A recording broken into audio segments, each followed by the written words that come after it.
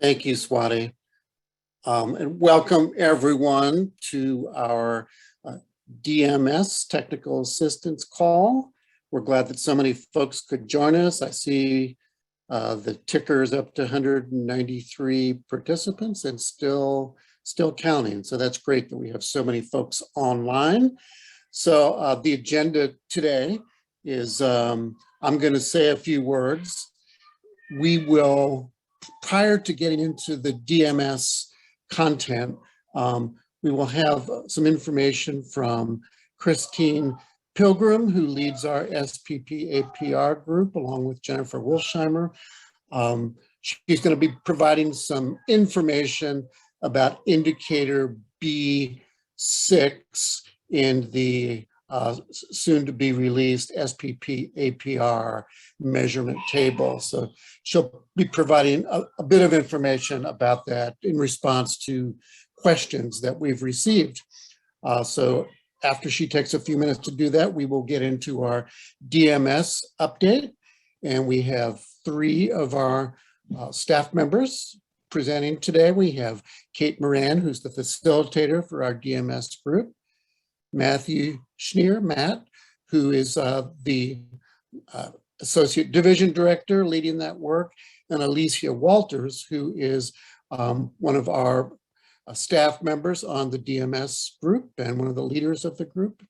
So without further ado, I will give a few updates. So today is Thursday, so I think it was yesterday. The week has gone by quickly. I sent out an email to all states, and in that email, I outlined that DMS 2.0 updates and dates will be reviewed during today's call. You may remember in a previous call, we talked about compressing the amount of time that we engage with you on DMS instead of taking the full year, to try to compress it into about a 5-month period. So today we're going to talk about dates for visits, and we are trying to schedule all of those visits during a 18-month period, beginning May 2022 and extending through December 2023, and that will be for cohort 1. Also wanted to mention that you can find all the protocols and other DMS 2.0 resources on our website, and you see here on the screen the links for that information. So that's all I have right now, and at this point I'm going to turn the call over to Christine to give us some more information about the SPP APR. Thanks so much, Greg. I recognize that I'm the only, individual or thing standing in the way of hearing about DMS and updates there. So I will try to make this as brief as possible. As Greg mentioned, we should have the FFY20 SPP APR package released soon. So it should be posted on our website in the next few days. It has received final internal clearance. So we're just doing the last things we have to do with it before posting. The SPP APR package includes the SPP APR instructions, the SPP APR memo, as well as a measurement table. And we will go through that comprehensively on our October national TA call, which I believe is October 14th. Most importantly, we wanted to give you an update on where we were on indicator B6C. So for part B folks, this is for you. We got quite a bit of feedback from the field about concerns regarding small numbers of kids in that home category and concerns about setting targets, et cetera. And we took all of your feedback in, had a number of internal discussions, had a number of discussions with folks externally as well, TA providers and those of you in states, and then landed in a particular place, which I wanted to share with you. We shared this with the data managers affinity group a few hours ago, and I didn't get hate mail, so hopefully that will continue. So as a result of the feedback we received, we we made a decision to approach setting baseline and targets in a similar way as we do for the dispute resolution indicators. So states will not be required to establish a baseline or targets if the number of children served in that home category is less than 10. And that does not take into account whether you set targets by discrete age or whether your targets are sort of inclusive of all the ages. It's that less than 10 number either way. And in a reporting period where you have 10 or more kids in that home category, then you would be expected to establish a baseline and targets and report on them in the SPP APR. We also are going to allow states to express targets in a range, just as we allow in the dispute resolution indicators. So we will make sure, working with the contractor now to make sure that the reporting platform would allow for those permutations. But like I said, just wanted to share that with you briefly. We can talk more about it on the October National TA call. If you have any immediate questions, you can drop them in the Q&A and I will try to respond. Hopefully you don't stump me too much. If you do, we will always follow up with you later if we have to huddle internally before getting back to you. But at this point, I'm going to turn it over to Kate. Thanks so much, Christine, and thank everybody for joining us again today. Swati, you can move to the next slide, please.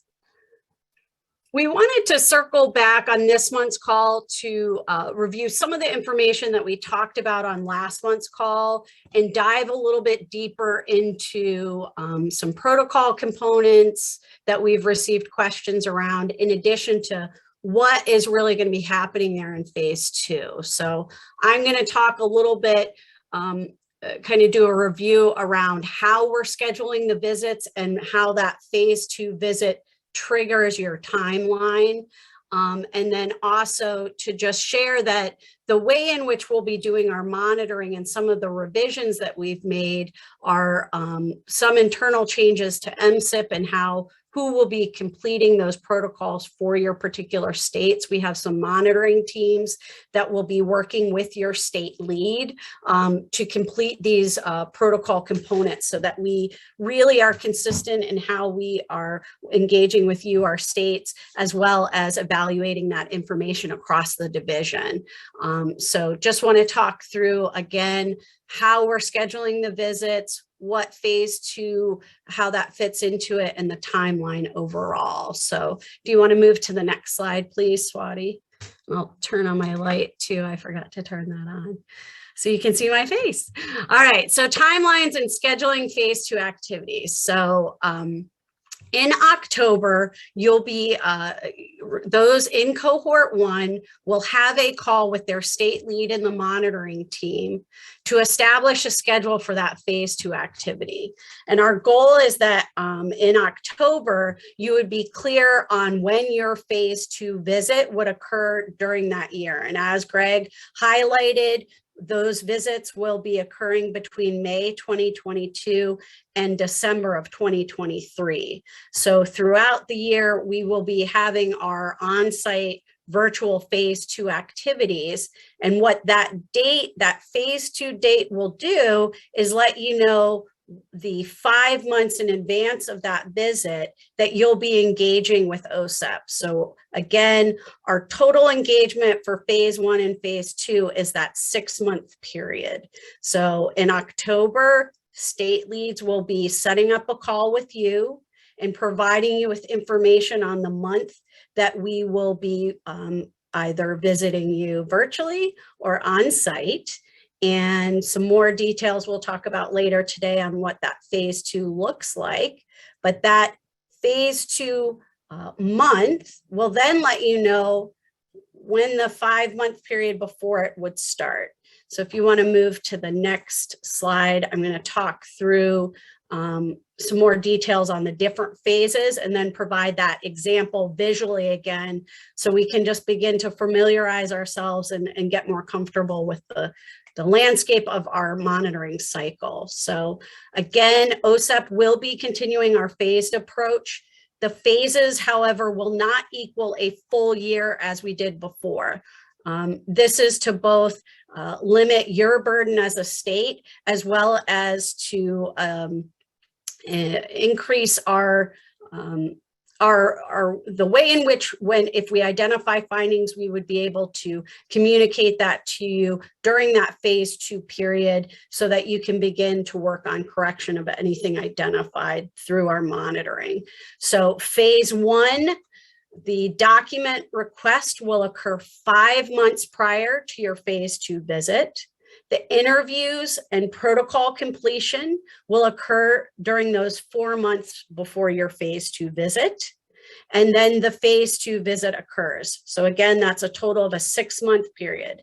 5-month mark, you're going to have your document request. The 4 months will be interviews and conversations with the monitoring team, your state lead and OSEP. And then the phase 2 visit will occur on that 6th month.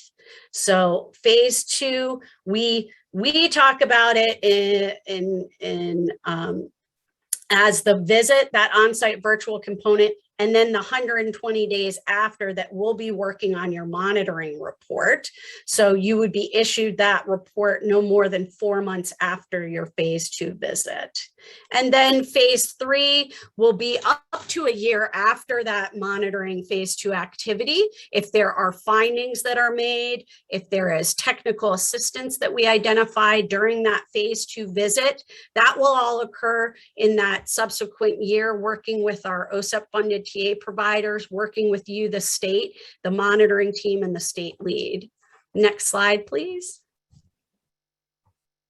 So again, just wanted to walk through this visual to show you the how this 6 months breaks out in a year. So if we use June, this coming year, June 2022, as the month that you as a state may be provided, that's when your phase 2 activity would occur.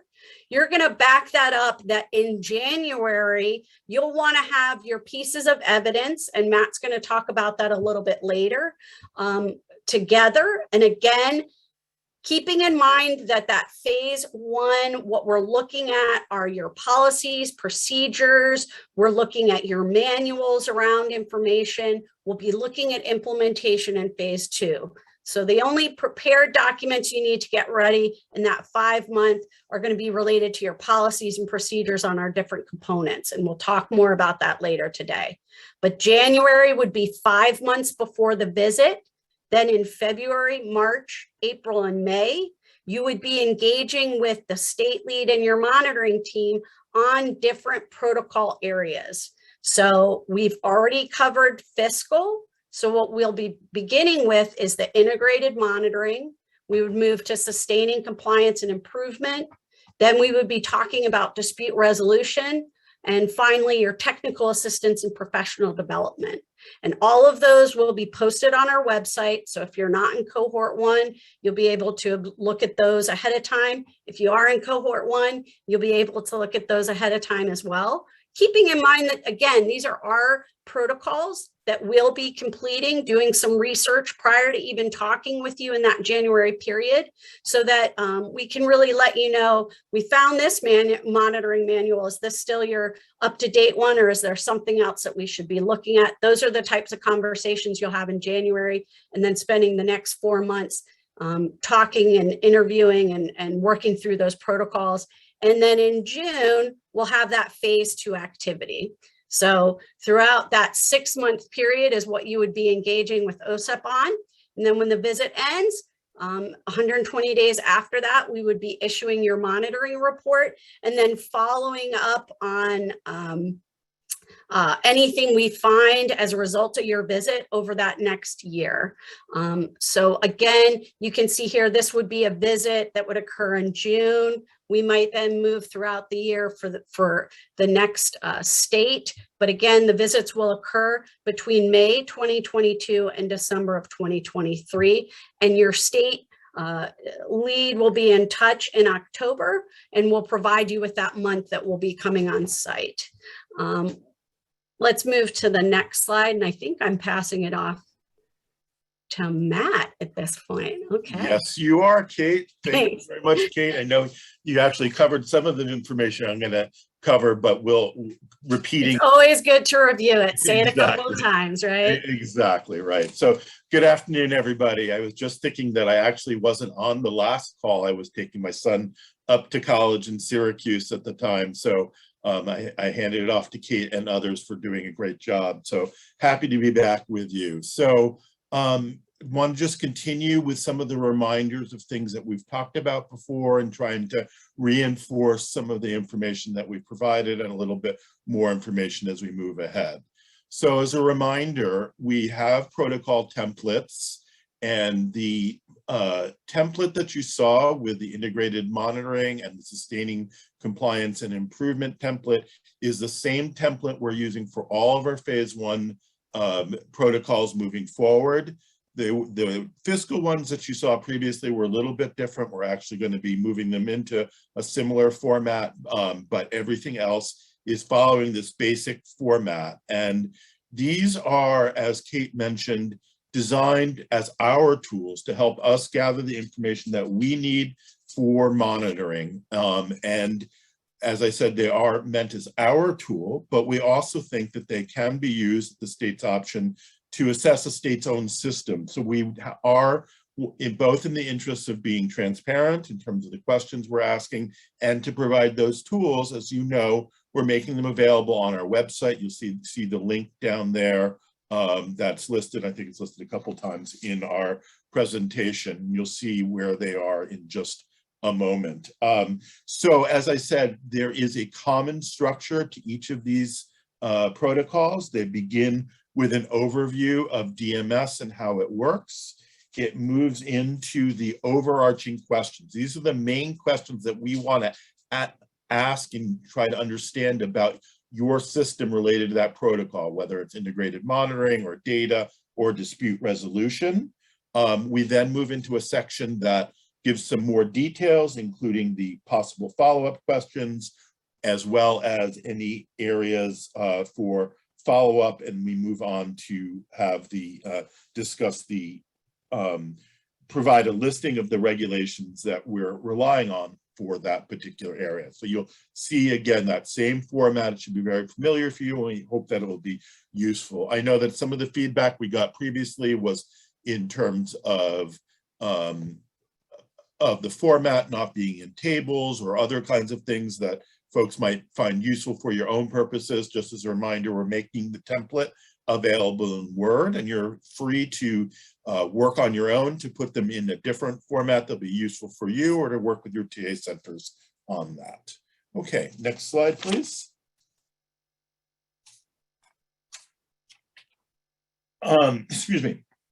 So I also wanted to talk a little bit about the document request, and something that Kate did mention previously. One of the sections in each of the protocols is the suggested documents for review. And in our subsequent slides, we're going to actually show you some examples of this. But in this section, we provide a list of the documents that OSEP believes will be useful for us in reviewing to be able to answer the questions we need to answer to understand your systems for this particular area.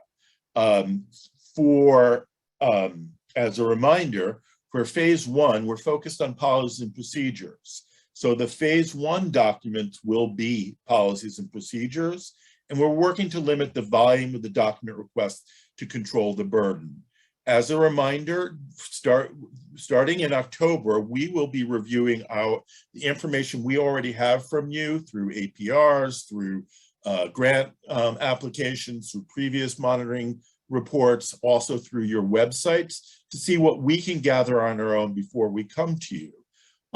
So that when we do make a document request to you for phase 1, 5 months before phase 2 begins, we may already have gathered a lot of the relevant material, but we will identify the gaps of what we still need. Further reminder, as we've mentioned before, we do not expect that any documents for phase 1 would need to have, or would we want them to have, personally identifiable information in them. We would really highly discourage that. And since these are policy procedures documents for phase one, I don't know that it would necessarily come up. It is possible in limited circumstances during phase two, there might be some documents that we need to look at that might have PI, and we can talk about ways to make sure that that is addressed moving forward. As a reminder, as you'll see, these suggested documents are already available on the protocol, so you don't have to wait for us to make the request. You can make sure that they're available beforehand. But one final reminder, this is something that's come up before, if there's something listed as a suggested document for review, and it's actually something that your state does not already have, we are not asking that you create it for us. We just want to view what is currently available. Okay, next slide, please. So what you see up here on the screen right here is a screenshot from one of our monitoring protocols. This is the integrated monitoring protocol showing what we have for suggested documents to review. And you'll note particularly that we've got them separated into phase one and phase two. This is because for this area, we expect to look at policies and procedures related to integrated monitoring during phase one, but during phase two, we would expect to look at implementation of that.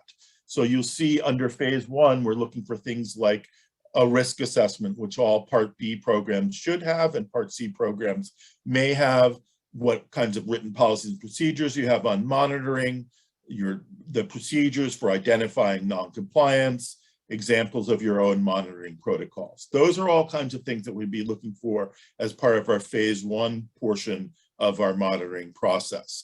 But then in phase two, when we come back in 5 months, we will want to be looking at things like sample monitoring reports, notification letters, and other things like that. So that will be a subsequent document request that we will be talking through. Okay, the next slide, please. This slide is simply another sample of this. This is for the sustaining compliance and improvement protocol, and this is similarly structured into phase one requests and phase two requests. Phase one focusing on policies and procedures, and phase two focusing on implementation and examples of actual monitoring or correction of findings and improvement and different things along those lines. Okay, we can move on to the next slide. So one of the questions that we have heard is, well, for the document request, how far back do we need to go? So again, as we've mentioned, for phase one, what we're looking for are policies and procedures. So what we'll be asking for are the policies and procedures for the relevant protocols that are in effect at the time of the request. Now, we do note that a number of states may be in transition. So for example, we know from what the activities we did around fiscal monitoring last year, a number of states were in the process of updating their procedures. In that situation, you'll be working with your monitoring team on what you should provide, which will likely be information on what is currently in place at the time, as well as maybe information that indicates what you're moving to transition to as we move forward. For phase two, generally we'll be asking for document samples supporting the implementation of that particular area in for 3 years. So the current year, if we're asking in 2022, and the 2 prior years, the 2 prior fiscal years. There may be some variation based on the request. So for example, when we're asking for documentation of the implementation of your monitoring procedures, we'll be wanting information on the programs that you monitored, the protocols that you used, and both your monitoring findings and the documentation of correction. That may stretch over a few years, so there may have to be some adjustment in order for us to be able to follow through the process all the way from notification through identification to correction from there. So some details of that will be talked about through your monitoring teams, but that is sort of a general idea of what we'll be looking for in terms of your document requests. Okay, next slide, please. So some protocol updates. So it says here that the next 3 sets of protocols to be released are, and I would note in that first bullet that we are able to announce the data SPP APR protocol has been actually posted on our website. It is available right now for your review. The dispute resolution protocols are very, very, very, very close. I know we've said that before, but we do expect those to be posted in the very, very near future, followed by the protocols on technical assistance and professional development. I will note that there are feedback sessions that our TA providers are holding with states on these protocols during this month. So because of the timing, we had to do this a little bit in parallel. One thing to note is that these protocols are living documents. So if we got feedback from states that suggested we want to make some tweaks, we'll make some tweaks and we'll note it on the website that they've been revised. It is also possible as we start using them that we'll make some tweaks, and we'll do something similar to that. Our goal remains to post all of these phase 1 protocols by October 1, and we're working as hard as we can with all of our partners as we move forward. Okay, next slide, please. So again, all of these protocols, as we've mentioned, are posted on our website. And what you see here on the left-hand side is a screenshot of the DMS website. You'll note that it's under the resources for grantees and nicely circled there. You can see how you can access it. You go to the resources for grantees, and you'll click on DMS, and it'll take you down to the bottom with DMS 2.0. This will continue to evolve, so it may look slightly different in the future, but it's essentially like this. And then on the right hand of the screen, we just see blown up what that is, so you can actually read it. And you'll see that at the top, we have old DMS reports. You can also link our prior monitoring systems and reports that we've issued. And then underneath that is DMS 2.0 with a lot of relevant information, including our framework and all of the protocols that we have posted to date. And you see at the very bottom there, as I mentioned, is the data and SPP APR protocol that we have just recently posted from there.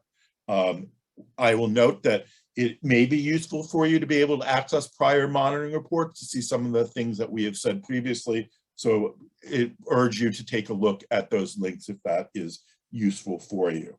And I think then we can move on. I'm going to hand off to Alicia. Thank you so much. So I'm going to go through what phase 2 monitoring will look like. Phase 2 monitoring will look differently for each state. OSEP will take into consideration the local health condition and the needs of the state. This will be discussed between the state lead and the DMS monitoring team that will be monitoring each individual state. Visits may likely be a hybrid of on-site and virtual visit. The phase 2 agenda will be customized based upon the needs of the state. In October, your state lead and DMS team will meet with each state in cohort 1, and they will advise what state, what date and year your monitoring will be taking place. And that could be anywhere from May 2022 to December 2023. The phase 2 agenda will be customized. Phase 1 will look at the policies and procedures. Phase 2 will look at your actual implementation of those policies and procedures. OSEP will also look at additional areas specific to each state. The document request, which is all listed on each protocol, will be reviewed, and based upon information with those artifacts that are submitted, as well as other artifacts, we might have additional areas that we'll look at in phase 2. Next slide, please. One of the things that OSEP has done is reconsidered DMS 2.0 is we have identified areas that all states will be reviewed in phase 2. These areas include implementation of monitoring procedures, which will include both programmatic and fiscal monitoring. Implementation of dispute resolution, which will include an examination of a representative sample. So for example, a state with 1,000 LEAs, we will look at what would be a reasonable number of files and artifacts that we'll be wanting to review. We'll also have a stakeholder input component. And this may be in hybrid, or it may be on-site, or it may be virtual. Local health condition and in consultation with the state will determine how this component will look. There will be a local component. And for the local component, OSEP does not monitor LEAs. What we will do in phase 2 is we will look at the local component to see how the state is fulfilling its general supervision responsibilities. When the report is written, we'll never outline an LEA or a local agency in regards to any findings. The findings will go to the SEA if there are any. But we believe that a local component to see how the state is implementing its policies and procedures is very vital for us to review for all states. OSEP will also, for all states, look at the impact of COVID. What has been the state response? What are some challenges? What are some technical assistance needs? Are we fulfilling our responsibilities for infant, toddlers, and youths and their families? Next slide, please. There will also be areas that will be differentiated. And we believe that differentiating is very vital in phase 2. We would have looked at follow-up to the phase 1 monitoring protocol. We would have reviewed artifacts that was submitted. We would have looked at your policies and procedures, and we would have had conversation over that 5-month period. By differentiating our impact of phase 2, what will happen is we will go ahead and look at specific APR indicators, both compliant and result indicators. For example, we will look over the 3 fiscal periods. What are high and lows in the data? What data have stayed the same over several years? We'll also look at additional fiscal elements based upon risk for both Part C and Part B programs. We'll also look at evaluation and child find. And these data sources may come from your SPP APR, it may come from our conversation, it may come from external stakeholders. We'll also look at significant disproportionality. We will look at discipline, including early childhood and preschool. We believe that these differentiated areas are very important. Not all states will be reviewed on these differentiated areas. It will be differentiated based upon the needs of the state and areas that we have identified. Next slide, please. Once again, just wanted to outline on October 1st, you'll go ahead and you'll have a call with your state lead. They'll actually reach out to set that call up, and your DMS team. This is a sample agenda of how phase 2 would look. So for example, this is a fictitious state and it's a Part C program. And they have decided that they wanted to do a hybrid model of their monitoring. And so, for example, if you're set up for May 2022, your document request will be in January of 2022. You'll start working to outline what your agenda will look like. Will it be virtual based on the needs of your state? Will it be a combination? This program, they went ahead and they wanted their stakeholder engagement activities to be virtual. Fiscal team also followed up to be virtual. An APR indicator was also virtual. OSEP and your DMS monitoring team will actually consult with the state to identify what days within the given month you will be having your visit. You do not have to have your visit consecutive. You do not have to have your engagement consecutive. You could split it up over that period of that 30 days. We want to ensure that we're clear that OSEP will work with the state to identify the specific schedule and how each day will look during phase 2. Next slide, please. Here is a visual representation of, again, this fictitious state. So here we have a clear agenda for what the virtual visit will look like, what we will address, so the state will be able to get the staff that is needed to address the questions that we may have and to walk us through what we have reviewed. Then there's the on-site portion. And if you notice, there is no date listed here because these engagement does not have to be consecutive. We have listened to what we have heard from your stakeholders who have talked about what a burden it can be at times to set out an entire week for us to visit. So while we have identified a specific month for each state in phase 2, we do want to have discussion and consult with you to outline how your visit will look. And that discussion, once you receive your date, will be between your state lead and your DMS monitoring team. Next slide, please. I think this goes to Kate.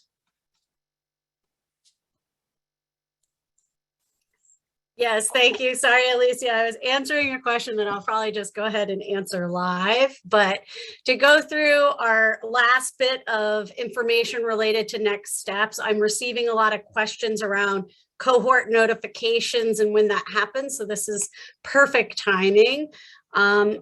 Cohort 1, as we've been talking about, those phase 2 scheduling calls will occur in October of 2021.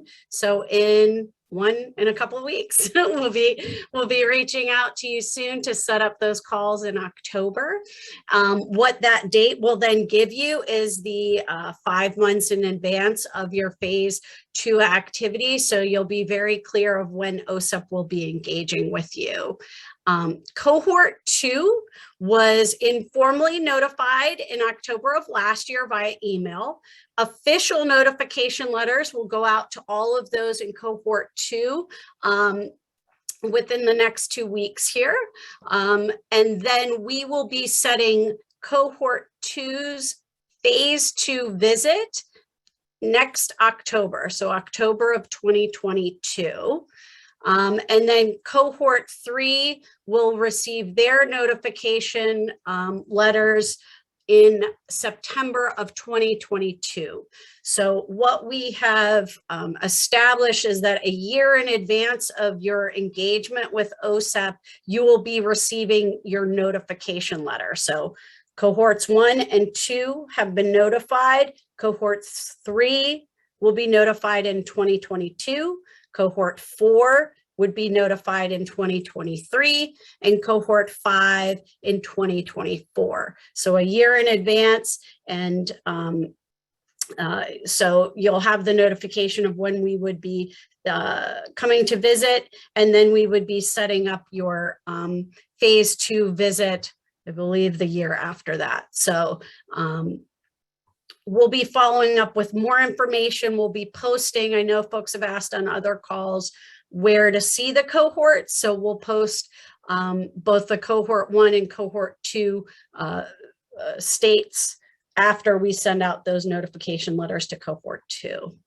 So let me go back to the questions. Yep, these were both around the cohort. So I think I answered those. If you have any other questions, you can feel free to type those into the chat, or at this point you could unmute, or Swati can unmute you if you want to raise your hand. We're happy to take questions live about anything that we have talked through today.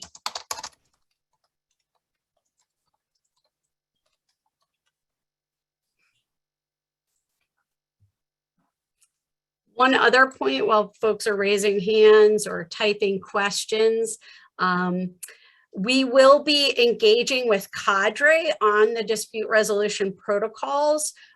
We want to highlight that there is a conference, I think it's the end of October, where there will be a presentation that will walk through our posted protocol related to dispute resolution, as well as we'll be sending along some advanced copies to Cadre in the next week here to see if there's any feedback or questions from our center there.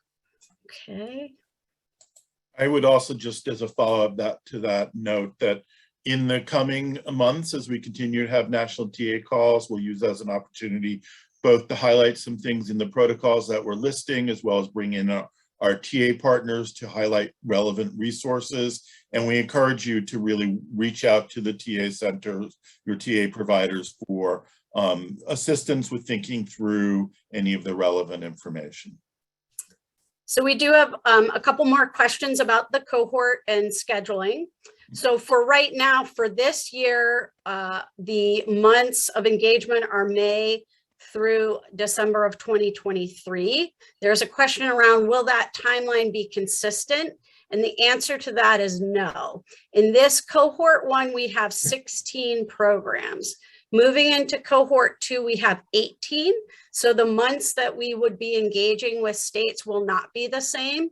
But yes, in October of 2022, the state lead and monitoring team will be contacting those states in cohort 2 and scheduling the month for their phase 2 engagement.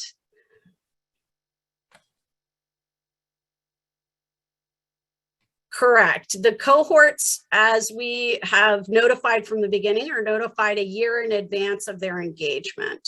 There's a question about, we don't know what cohort a state is in until a letter is sent. Matt, do you want to expand or? No, I mean, I think that's correct. Notify.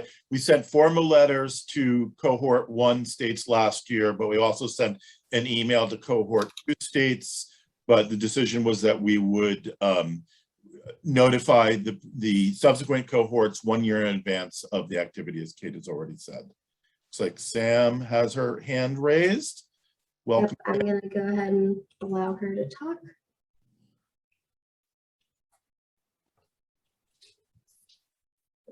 Asking you to unmute. You should see the option to speak.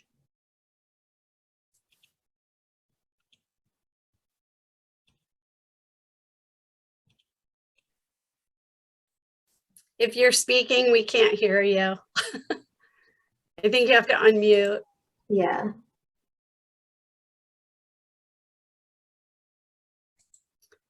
Cohort 3 has not been notified. There's a question around, has cohort 3 received an email notification? The answer to that is no. So we have agreed that we'll notify states a year in advance of their engagement. And so the reason that cohort 2 was sent the email was because we had begun engagement and then we paused. And so their official notification letter was not sent.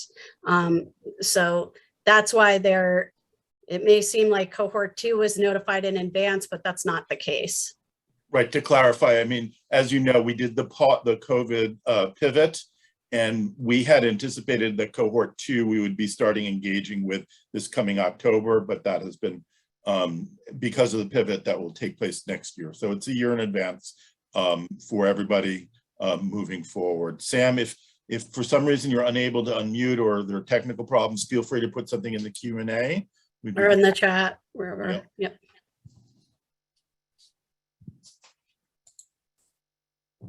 Or you can contact me directly at another time if that's better. Any other questions that folks have?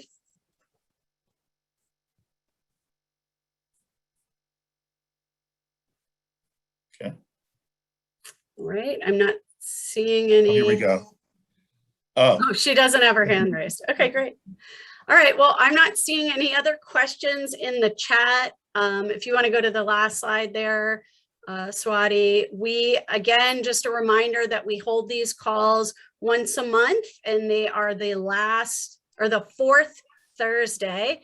This one threw us off because most times that fourth Thursday is the last Thursday of every month, but this month is unusual.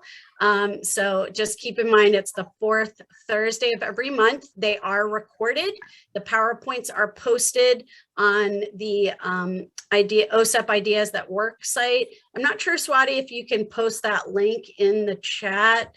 I might be able to as well if I can snag it quick. But that's where all of both the national TA calls that are held earlier in the month and our DMS technical assistance calls that are held the fourth Thursday every month. So you can access that information there. There it is. There's that link. I knew you'd get it quick. So if you use that link, you will be able to access our previous presentations that we've done throughout the year, keeping in mind that we did do some revision to how we're carrying out this process, the timelines that we've just walked you through here, but some of the component information has remained consistent throughout. So please reach out to your state leads if you have any questions. They can always forward that to us or email Matt or myself. And we want to thank Alicia Walters, our DMS IT member and fiscal accountability team member as well. And we hope you have a great day and a great weekend. So thanks, everyone. Thank you. Bye-bye. Thank you. Bye. Bye-bye.